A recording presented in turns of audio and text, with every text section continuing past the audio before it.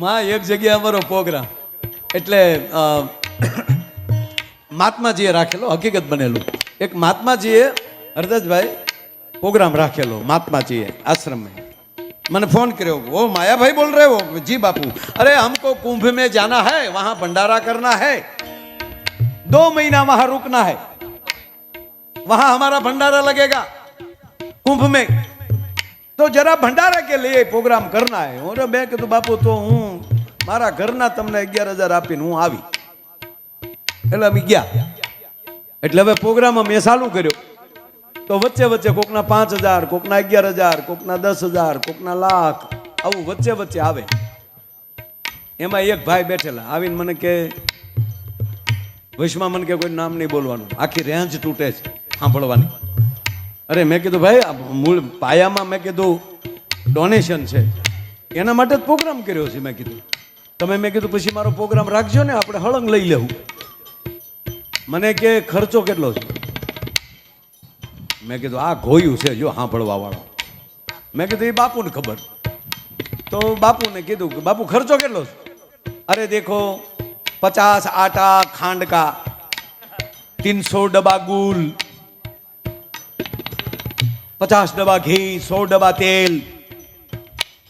બાપુએ લિસ્ટ કર્યું મોટું છે.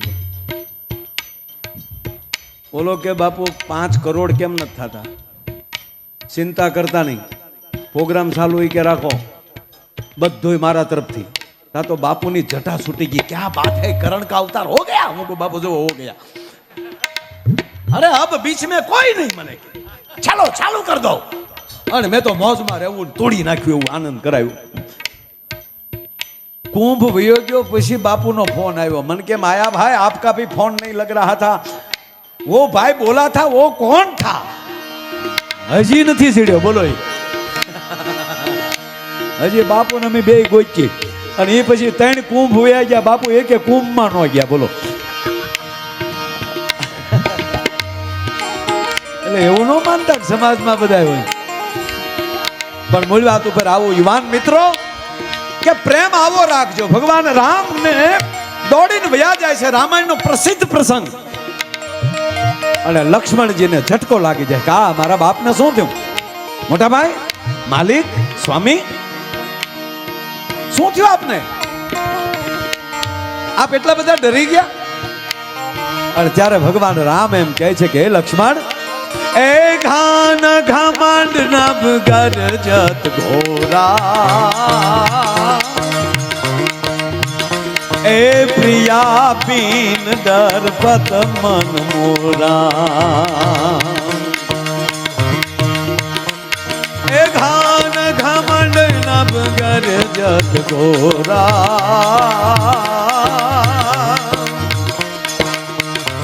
એ પ્રિયા બીન દરપત મન મોરા. એ લક્ષ્મણ, આ વીજળીનો કડાકો થયો ને, ઘન ઘમંડ નભ ગરજત ઘોરા, પ્રિયા બીન દરપત મન મોરા. આ વીજળીનો કડાકો થયો એટલે પ્રિયા એટલે મારી જાનકી વગર મને ભય લાગે છે. હવે કલ્પના કરો કે પૃથ્વીના પડ ઉપર આવો વીરવર પુરુષ જન્મો નથી. એક હાથે એક, એમ કહેવાય કે એક સાથે 31 બાણ ચડાવવાની જેનામાં તાકાત હોય, આવું અત્યાર સુધી કોઈનું ધનુષબાણ હાલ્યું નથી. રાજસીભાઈ એક સાથે 31 બાણ, 10 મસ્તકના, 20 ભુજાના અને 31મું નાભીનું. ઈ રામ એમ કહે કે મને આ જાનકી વગર બીક લાગે છે. પરિવારમાં એવું જીવજો મારા વાલા કે પરિવારમાં કોઈ એક વ્યક્તિ ઓછી હોય, હાજર ન હોય તો એની યાદી થવી જોવે. આ ગામમાં આવ્યો છું તો પહેલું પેમેન્ટ તમારી પાસે ઈ માગું, પછી હસાવી હસાવીને તમને કહું ને આજ કે હવારમાં નાસ્તો ન કરો એવા કરાવી દઉં. પણ એક ખોળો પાથરીના જેટલા ગામના ભાઈઓ આવ્યા છો એ બધાને પગે લાગીને તમારો સમાજનો દીકરો તમારી પાસે પેમેન્ટ માગે છે. એ પેમેન્ટ એટલું જ હંપ રાખજો. ગામવાળી સરપંચોની ચૂંટણીઓ વહી જાવી જોઈએ. હમણાં હું કચ્છના એક ગામમાં ગયો કે સાહેબ આઝાદીથી લઈને આજ સુધી હજી ગામમાં કોઈ દી ચૂંટણી નથી થઈ. એવું લાગે તો 2 વર્ષે કોઈ એમ કે મારે સરપંચમાં સેવા આપવી છે, હું આવી દઉં. બોલ તો વરહના કેટલા તમે ચૂંટણીની અંદર 2 કરોડ બગાડી નાખો છો જીતવા માટે. તો એની કરતા એટલું ગામમાં ડોનેશન આપીને આવું કામ કરો તો તમને વાંધો શું છે ભલા માણા? ગામની એકતા થવી જોઈએ, ગામની સ્વચ્છતા થવી જોઈએ, ગામ ચોખ્ખું થાય, આપણા પરિવાર ચોખ્ખો થાય, આપણું આંગણું ચોખ્ખું થાય.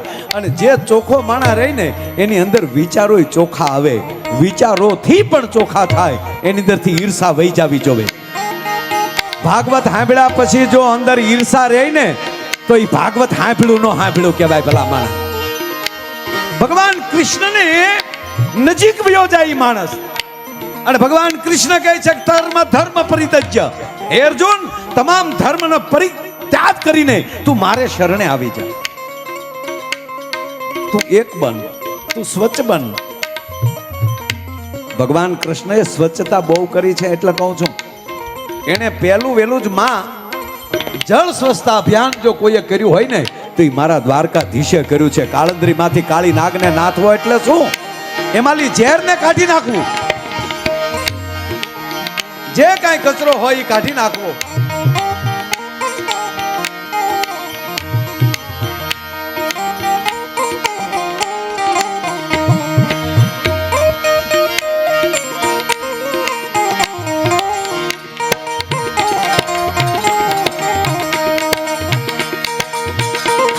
જે લોકોને, કારણ કે તમે 9 વાગ્યાના બેઠા હો, કોઈને ઊભું થવું હોય, જેમ માખણમાંથી વાળ નીકળે ને એમ નીકળી જજો, કારણ કે અમારું ક્યાંય નક્કી નહીં હવે ક્યારે પૂરું થાય. હા, પણ હજી આપણે ભાઈને બધાને સાંભળવાના છે. હું તમારી વચ્ચે વધીને 30 થી 35 મિનિટ બોલવાનો. ઘડિયાળમાં જોઈ લો, એમાં બધું આવી જાય, એટલે ખોટી ઉતાવળ ઘડીક ન કરતા.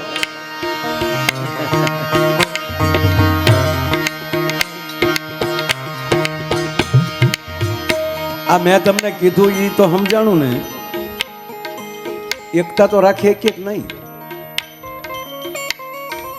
કાકા કુટુંબ એક થાય, ગામ એક થાય, 18 વરણ એક થાય,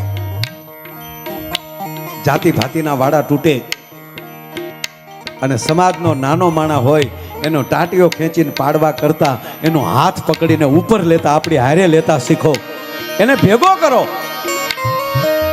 ગામની સ્વચ્છતા વધે, ગામની એકતા વધે, સ્વદેશીપણું થાય, રાષ્ટ્રપ્રેમ જાગે.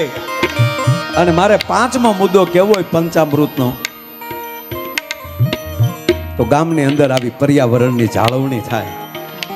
દીકરી ગામમાં હાહરે જાતી હોય 12 ગામ, તો દીકરીના નામનો એ પરિવાર છે, એ લીમડી રોપે, આંબલી રોપે. દાદા દાદીએ વિદાય લીધી હોય તો વડલો ને પીપર રોપે એ દાદાના નામનો. એ પર્યાવરણના જતન થાય, સ્કૂલો સારી બને, ગામના મંદિરો સારા બને. અને એક પ્રતિજ્ઞા એ લેજો, આ દાડીમા દાદાના સાનિધ્યમાં બેઠા છો, કે તમે દી આચમે આરતી ટાણે ગામમાં હોવ તો સોગંદ ખાજો કે અમે આરતીમાં ગયા વગરના ઘરે વાળું કરવા નહીં જઈએ. અમે અમારા ઠાકર મંદિરની, અમારા રામજી મંદિરની, અમારા ભગવતીના મંદિરની, અમારા શંકરના મંદિરની અમે આરતી કર્યા વગર જે મંદિર હાજર હોય, નજીક પડતું હોય, એને અમે 100% હાજે આરતી કરશું. અને સવારે ઘરે જાગીને ભગવાન દ્વારકાધીશને 2 દીવા કરશું. આ તો આવું બધું થાય ત્યારે આપણે ટોળે ટોળા ભેગા થઈ જાય. હાચે મેઠામાં આવે ત્યારે જય કનૈયા લાલ કી, રામનવમી આવે ત્યારે અવધ મેં આનંદ ભયો, નવરાત્રી આવે ત્યારે માં ગરબે રમવા નીકળ્યા, શ્રાવણ મહિનો આવે ત્યારે ભોળાનાથને હક નો લેવા દે. નહીં બાપ, તમે ભારતના હિન્દુ છો એનો પુરાવો શું? એનો પુરાવો એટલો કે તમે સવારમાં જાગીને ભગવાનને દીવો કરો, કંકુ ચંદન કે જે હોય એનો ચાંદલો કરીને ઘર બહાર નીકળો, એ તમારો પરિચય છે બાપ. આવી કથાઓ થાય ત્યારે પ્રતિજ્ઞાઓ લેવી પડશે. એટલે હું તમારી વચ્ચેથી આ લેવા દેવા વગરની સલાહ દઉં છું. આ સલાહ નથી, મારો અંતરનો નાદ છે. કારણ કે મેં દ્વારકાધીશને નથી જોયો, અહીંયા જોઉં છું ને તો મને દ્વારકાધીશનું વિરાટ રૂપ આપમાં દેખાઈ રહ્યું છે ને, એટલે આપને ખોળો પાથરીને કહું છું કે આવી રીતનું જ્યારે હોય ત્યારે એની અંદર આપણે ધ્યાન દઈએ, 18 વરણ એક બનીએ. જ્ઞાતિ જાતિના વાડા તોડીએ, નાના મોટાનો ભેદભાવ છોડીએ, સંપત્તિ મળી છે તેનો ઘમંડ ન કરીએ, આવા હારા કામમાં વાપરીને તમારી લક્ષ્મીને પવિત્ર કરીએ. ઓહો, જગદીશભાઈ સ્વાગત કરવા ગયા છે. આપણા સુપ્રસિદ્ધ પત્રકાર જગદીશભાઈ મહેતા સાહેબ પધાર્યા છે. તાળીઓના ગગડાટથી આપણે એમનું સ્વાગત કરો. પધારો જગદીશભાઈ, પધારો મારા બાપ, પધારો. વાહ. અરે શેલી વાત કે ઘંટ ઘમંડ ન વગર જત ઘોરા ફિર્યા બી ન ડર પત મન મોરા. હે લક્ષ્મણ, આજ મને જાનકી વગર ભય લાગે છે, પણ પછી તરત સોંપાઈ છે. એમાં મારે અત્યારે નથી જવું, લાંબુ નથી કહેવું, પણ એ સોંપાઈમાં અર્થ એવો છે કે હે લક્ષ્મણ, આ દેડકા બોલે છે ને તો રામ કહે છે, હું નથી કહેતો.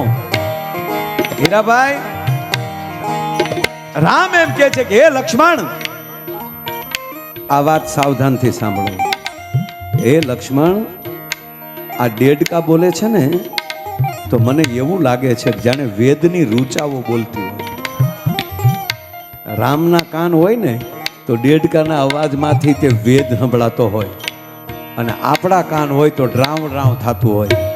કહેવાનો અર્થ, જેટલું વ્યાસપીઠ ઉપરથી અથવા તો માં કાંઈ બોલતા હોય એ જેટલું પવિત્રતાથી બોલતા હોય ને, એ સાંભળનારે હરવા કાનથી સાંભળે છે ને તો એનું કલ્યાણ થાય મારા વાલા. એટલે મને આ સંત બહુ ગમે છે. ડમ ડમક ડમકતા દૂર ડમ ડમકત ગહકત મોર મલાર ગિરા, તૌ પીવ પીવ શબ્દ પુકારત જાતંગ ગીવ ગીવ ગોકિલ કંઠ ગિરા.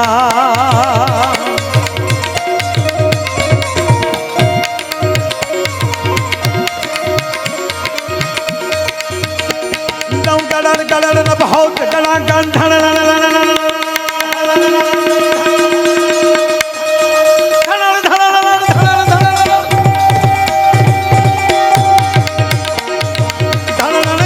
शिखर गजे तब रूम जुम रूम जुम रूम जुम रूम जुम रूम जुम रूम जुम बरसत बरसा गरर गरर गन स्वर्ग देजी घरर गरर गन स्वर्ग देजी घरर गरर गन स्वर्ग देजी घरर